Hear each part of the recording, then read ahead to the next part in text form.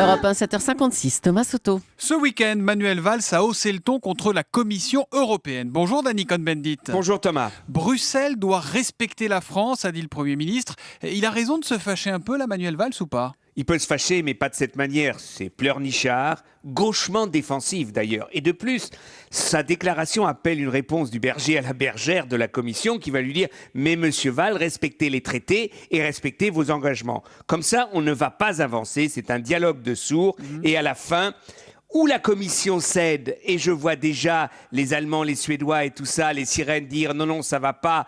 Tout le monde est égaux, mais il y en a qui sont visiblement plus égaux. Ou c'est Valls qui cède et la France continue à patauger. C'est la mauvaise déclaration au mauvais moment. Bon, d'accord, mais alors au-delà des formules, des déclarations, quelle est la bonne façon de s'y prendre pour sortir du marasme et de cette incompréhension, Dany, incompréhension permanente entre la Commission et certains pays de l'Union, comme la France ? Eh bien, monsieur Valls a fait un tour d'Europe, mais il fait le bon tour d'Europe. Il va voir le Premier ministre italien, espagnol, grec et tout ça. Ils font un front commun et ils disent, voilà, nous sommes dans une décroissance européenne. Nous sommes face à une déflation en Europe. Donc pour sortir de cela, il faut maintenant mettre un peu de côté certains paragraphes du traité et de dire oui, il faut des réformes structurelles des dépenses. Mais quand il y a investissement pour arrêter la décroissance européenne, eh bien on sort ces investissements du déficit. Et par exemple, quand un pays comme la France représente toute l'Europe et se bat pour les intérêts européens, par exemple au Mali, on sort l'argent qui est dépensé là du déficit.